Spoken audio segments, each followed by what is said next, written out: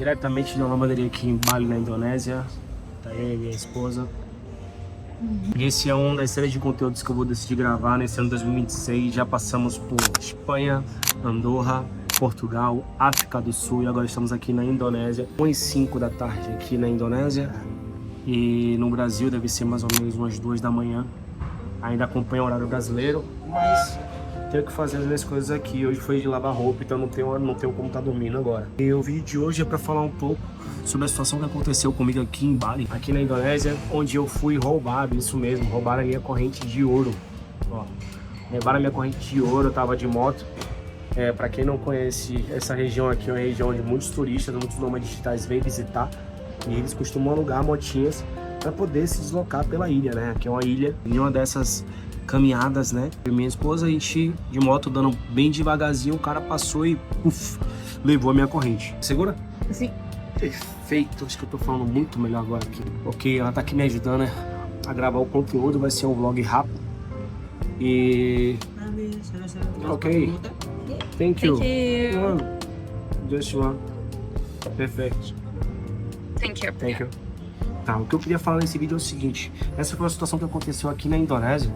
E sendo bem sério pra vocês, eu não tava esperando essa situação acontecer aqui por simplesmente acreditar que as pessoas aqui de Bali são muito receptivas, são muito calorosas, as pessoas são muito solidárias com você, elas querem te fazer o bem, elas têm uma cultura de acreditar no karma, no que pode acontecer se você fizer mal a alguma outra pessoa. No momento quando aconteceu isso, eu não tava acreditando, não passou um reflexo na minha mente, eu não tava acreditando que isso tudo ia estar acontecendo comigo, né? Naquele exato momento, não passava pela minha cabeça que existiam pessoas desse nível aqui nessa região. Porra, uma ilha. Você já pensa que uma ilha é um lugar muito restrito, né? Todo mundo sabe de tudo, todo mundo conhece todo mundo. Mas aconteceu. E de imediato a reação da minha esposa foi surtar, foi querer procurar os meios cabíveis, foi ficar chateado com a situação. Confesso que eu fiquei muito chateado com a situação, mas a todo momento, após os 30 segundos do ocorrido, eu me mantive calmo e me mantive tranquilo no quesito de que eu sabia que as coisas tinham que acontecer daquela forma. E aí entra no tema do assunto do vídeo que eu queria falar com vocês. Eu acredito que se você gosta de consumir esse tipo de conteúdo, se você está aqui até agora nesse vídeo, você já ouviu falar sobre o estoicismo, né? A prática do estoicismo. Eu não sou a melhor pessoa para te explicar sobre o que é o estoicismo ou contextualizar a filosofia do estoicismo, mas pelo que eu estudei, pelo que eu levo na minha vida, porque eu gosto muito de trabalhar na prática e muito menos na teórica, o estoicismo tem a ver com você se preocupar com apenas as coisas que você tem controle. E no momento que aconteceu a situação de que roubaram a minha corrente, eu não tinha o controle, né? Eu tinha o controle antes disso, mas após isso eu não tinha mais o controle sobre a situação. E isso refletiu sobre a minha tomada de decisão. Eu poderia ter corrido atrás do cara, eu poderia ter me chateado, eu poderia ter brigado com a minha esposa, eu poderia ter causado qualquer outro tipo de transtorno na rua, mas no momento, após os 30 segundos, e após os 30 segundos eu digo isso porque nos primeiros 30 segundos, claro, nós somos humanos, a euforia, a raiva tomou conta de mim, né? Não vou mentir pra você, não vou dizer que eu não pensei em ir atrás do cara, mas sim pensei, mas após isso eu entendi que aquilo ali era apenas um reflexo de um futuro que estava por vir e que eu não sabia ainda ao certo o motivo daquilo estar acontecendo, mas eu tinha que utilizar daquela situação para eu me preparar para o que poderia acontecer no futuro. E o que eu quero dizer com isso? Muitas das vezes as coisas ruins acontecem nas nossas vidas e a gente se martiriza, a gente se preocupa, a gente rebate, repensa isso várias vezes na nossa mente, só que é uma coisa que já aconteceu e que nós não temos mais o controle sobre essa situação. Muitas das vezes a gente se preocupa mais no problema, se preocupa mais no porquê que a gente errou, o que a gente fez de errado e não em como a gente pode evitar para que esse tipo de problema possa continuar acontecendo. E aí, levando em consideração toda essa situação, tudo que aconteceu, a partir daí eu tomei uma série de medidas para conversar com a minha esposa e claro, a gente uma série de medidas que a partir de agora a gente não vai mais tomar, a gente não vai mais correr esse tipo de risco. A gente entendeu que a região é uma região muito confortável, é uma região muito acolhedora, porém sim, a gente precisa estar sempre atento, principalmente quando estiver entrando em algumas ruas que a gente não conhece. Então essa situação serviu para a gente se preparar para o decorrer dessa viagem, né? E desse ano que ainda existem muitos lugares que a gente vai conhecer. Mas além disso, para me confortar mediante essa situação, eu me apossei de uma ideia, né, que eu acredito muito e confio muito, que tem relação com o estoicismo e tem relação com a história do cavalo, que eu vou falar agora aqui para vocês. Eu cheguei a comentar, juro que na próxima vez eu trago um tripé. Eu cheguei até a comentar com a minha esposa e com a minha sogra sobre isso. E depois que eu expliquei, fez total sentido para elas, principalmente para minha esposa, que não entendeu no momento o real sentido daquela situação.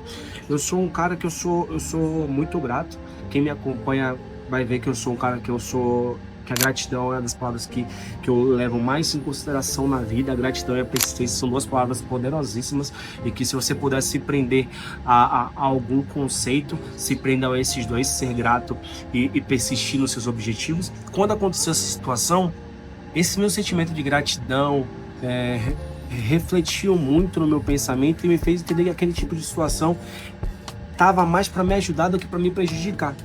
Eu acredito muito nisso, eu acredito muito que todas as coisas na vida, tudo que acontece na vida agora e no futuro tem total relação com a forma como você pensa e com a forma como você externaliza sobre elas.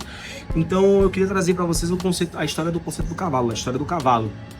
A história do cavalo basicamente consiste no dia em que seu João, que é um fazendeiro, ele era um fazendeiro, e seu João tinha um cavalo. Um certo dia, choveu na cidade que ele estava, na fazenda que ele estava, choveu muito, um rio inundou, acabou quebrando uma célula, uma rede de proteção, e um cavalo acabou fugindo. No dia seguinte, o vizinho de seu João ligou, foi lá na fazenda de seu João, e conversando com o seu João, falou: pô, João, que azar, ontem choveu, inundou o rio aqui e seu cavalo acabou fugindo, né? Infelizmente você perdeu o seu melhor cavalo e você perdeu.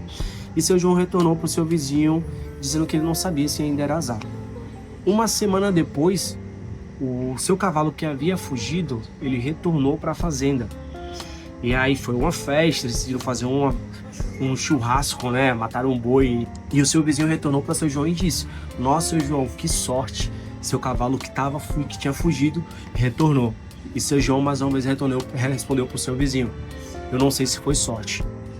Passaram-se uma semana, o seu filho estava andando a cavalo lá no riacho que inundou, e sem querer o cavalo tropeçou e caiu o filho dele e o cavalo. Eles dois caíram, né? O filho de seu João e o cavalo. Acabou quebrando a perna. Volta-se para a fazenda e o vizinho retorna para seu João: nossa, seu João, aquele cavalo que saiu, voltou, e agora seu filho andando com ele acabou quebrando a perna. Que azar. E seu João respondeu: eu ainda não sei se é azar. Por fim, essa região era uma região que estava tendo alguns conflitos com a região vizinha, e eles precisavam convocar homens jovens para disputar, para batalhar pelo seu território. Quando o exército foi até a fazenda de seu João para tentar trazer o filho de seu João para a guerra, ele não pôde, pois o filho dele estava com a perna quebrada. Então seu João entendeu que todo aquele contexto, na verdade, foi uma grande sorte. Então eu parei para analisar essa história que veio na minha mente logo após o ocorrido e pensei: eu não sei se isso é um azar. Uma corrente de ouro custou próximo de 900 a 1.000 reais para mim. Tinha um lado sentimental muito grande, porque foi minha mãe que me deu, meio de uma relação com ela, mas aquela situação me fez lembrar dessa história e me fez pensar: pô, isso aí não é um azar, talvez não seja um azar, eu ainda não sei. O que eu sei é o que eu posso controlar a partir dessa história, dessa situação, que foi o cara que roubou minha corrente.